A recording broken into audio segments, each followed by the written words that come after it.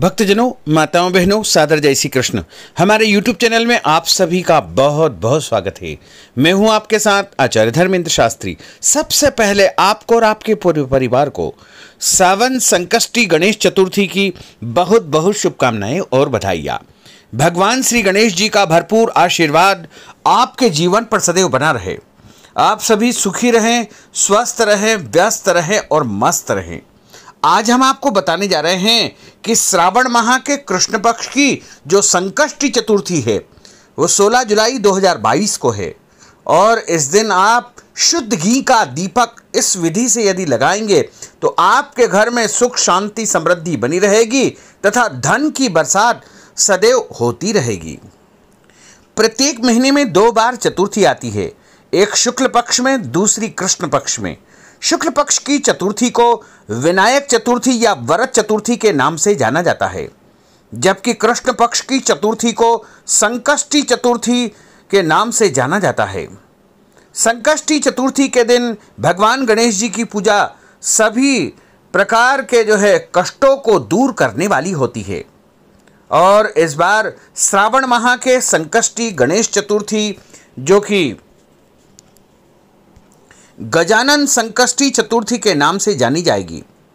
इस बार 16 जुलाई 2022 शनिवार के दिन संकष्टी गणेश चतुर्थी है। और गणेश चतुर्थी के दिन जो चंद्रोदय का समय रहेगा वो रात को 9:49 पर रहेगा। 16 जुलाई 2022 को दोपहर 1:27 पर चतुर्थी तिथि आरंभ हो जाएगी और 17 जुलाई को सुबह 10:49 पर चतुर्थी तिथि समाप्त हो जाएगी। तो चंद्रोदय व्यापिनी जो चतुर्थी रहेगी वो 16 जुलाई 2022 शनिवार के दिन ही रहेगी। और इसी दिन सभी भक्तजनों को, माताओं बहनों को चतुर्थी का व्रत रखना चाहिए तथा भगवान गणेश जी का विशेष पूजन अर्चन करना चाहिए। आप सभी अपनी अपनी आस्था तथा परंपरा के अनुसार इस दिन भगवान गणेश जी का पूजन अर्चन करें और भगवान गणेश जी के निमित्त इस दिन उनके सामने शुद्ध घी का दीपक एक जलाए। और एक दीपक आपको पीपल के पेड़ के पास में लगाना चाहिए, क्योंकि इस दिन शनिवार का दिन है और शनिवार के दिन पीपल के पेड़ के समीप दीपक लगाने से घर में अखंड लक्ष्मी की प्राप्ति होती है, अपार धन की प्राप्ति होती है, अष्टलक्ष्मी की प्राप्ति होती है और घर में स्थिर लक्ष्मी का निवास होता है।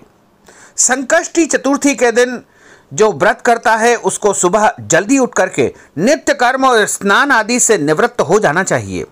उसके बाद स्वच्छ वस्त्र धारण करे और हाथ में जल लेकर के गणेश जी के सामने व्रत का संकल्प करे।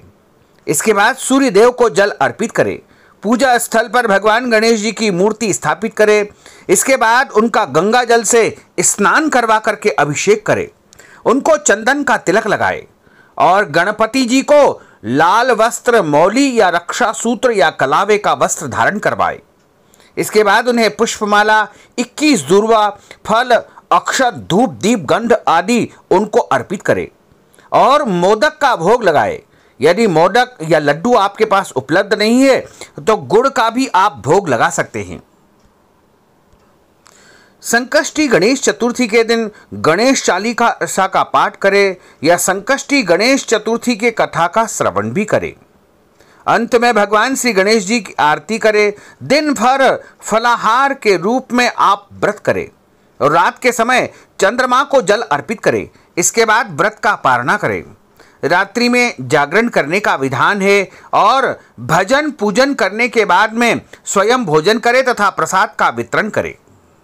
इस प्रकार संकष्टी गणेश चतुर्थी का व्रत तथा पूजन अर्चन किया जाता है।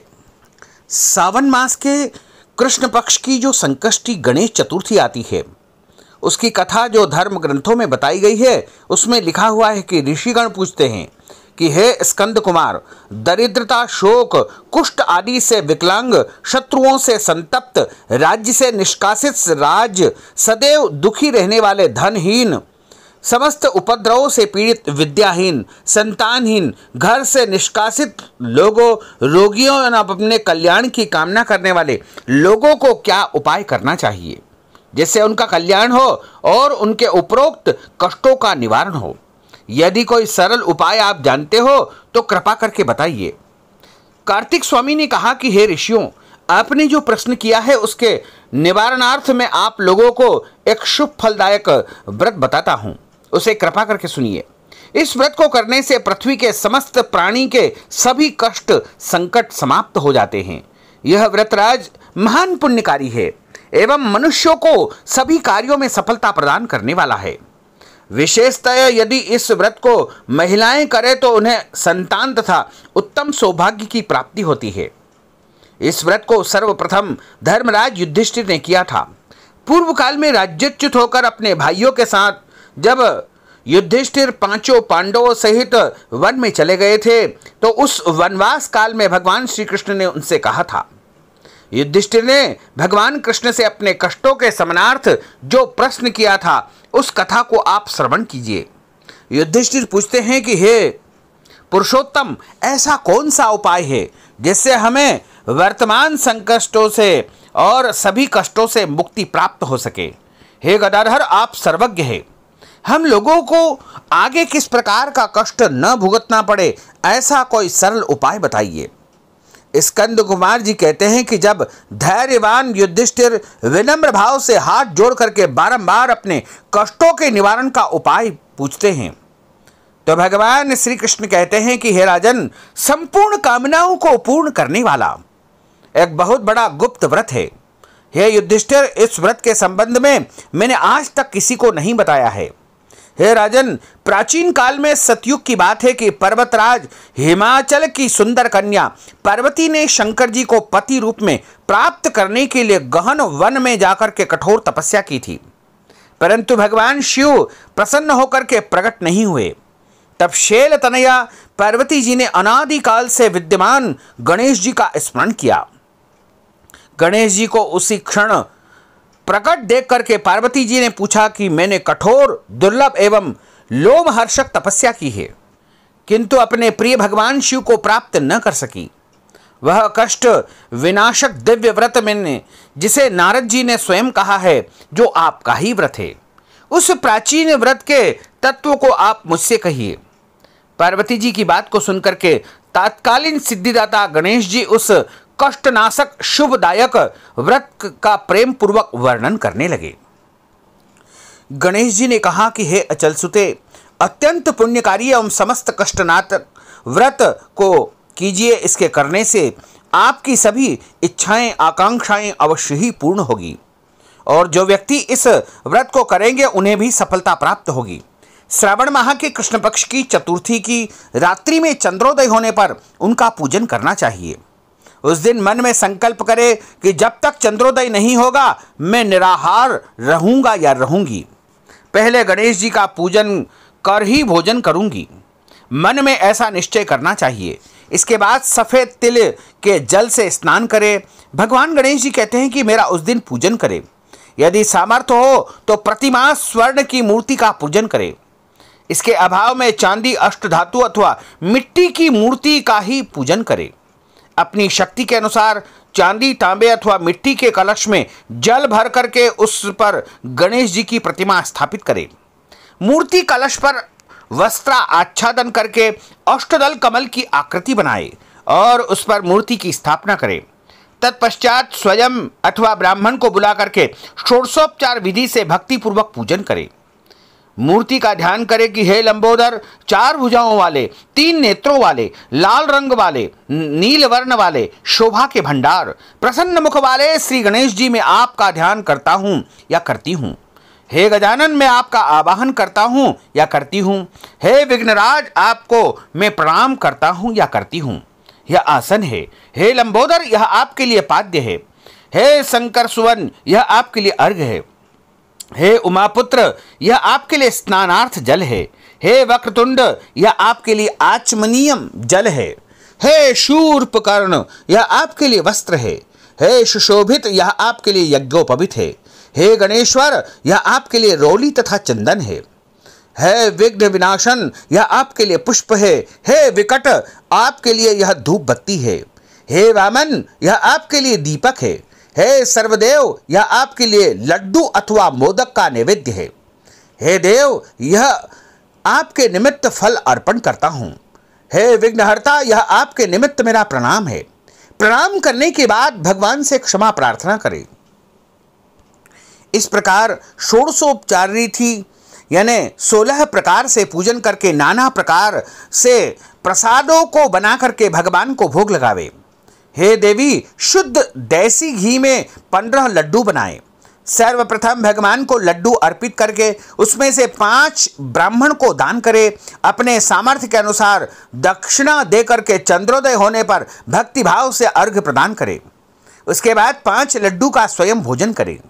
फिर हे देवी, तुम सब तिथियों में सर्वोत्तम हो, गणेश जी की प्रियतमा हो। हे चतुर्थी, हमारे द्वारा प्रदत्त अर्घ्य को ग्रहण करो, तुम्हें प्रणाम है। निम्न प्रकार से चंद्रमा को अर्घ्य प्रदान करे। क्षीर सागर से उत्पन्न हे लक्ष्मी के भाई, हे निशाकर, रोहिणी सहित हे शशि, मेरे दिए हुए अर्घ्य को ग्रहण कीजिए। गणेश जी को इस प्रकार प्रणाम करें। हे लंबोदर, आप संपूर्ण इच्छाओं को पूर्ण करने वाले हैं, आपको प्रणाम है। हे समस्त विघ्नों के नाशक, आप मेरी सभी अभिलाषाओं को पूर्ण करें। तत्पश्चात ब्राह्मण की प्रार्थना करें। हे दिव्यराज, आपको नमस्कार है। हे द्विजराज, आपको मेरा प्रणाम है। आप साक्षात भगवान का स्वरूप है। गणेश जी की प्रसन्नता के लिए आपको लड्डू अर्पित कर रहे हैं। आप हम दोनों का उद्धार करने के लिए दक्षिणा सहित इन 5 लड्डुओं को स्वीकार करें। हम आपको प्रणाम करते हैं, नमस्कार करते हैं। इसके बाद ब्राह्मण को भोजन करा करके गणेश जी से प्रार्थना करें। यदि इन सब कार्यों को करने की शक्ति न हो तो अपने भाई बंधुओं के साथ दही एवं पूजन में निवेदित पदार्थ का भोजन करें। प्रार्थना करके भगवान का विसर्जन आदि कार्य करे और अपने गुरु को अन्न वस्त्रादि एवं दक्षिणा का दान करे तथा मूर्ति का दान करे। इस प्रकार से विसर्जन करे। हे देवों में श्रेष्ठ गणेश जी, आप अपने स्थान को प्रस्थान कीजिए। इस व्रत पूजा का फल हमें प्रदान कीजिए। हे सुमुखी, इस प्रकार जीवन भर गणेश चतुर्थी का व्रत करना चाहिए। यदि जन्म भर न कर सके तो 21 साल तक गणेश जी का व्रत करे, गणेश चतुर्थी का व्रत करे। यदि इतना भी संभव न हो तो 1 वर्ष अथवा 12 महीनों का व्रत करे। यदि इतना भी न कर सको तो वर्ष में 1 मास का व्रत अवश्य करे और श्रावण चतुर्थी व्रत का उद्यापन भी करना चाहिए। विद्वान ब्राह्मण को बुला करके चतुर्थी का उद्यापन कार्य आप संपन्न करवा सकते हैं।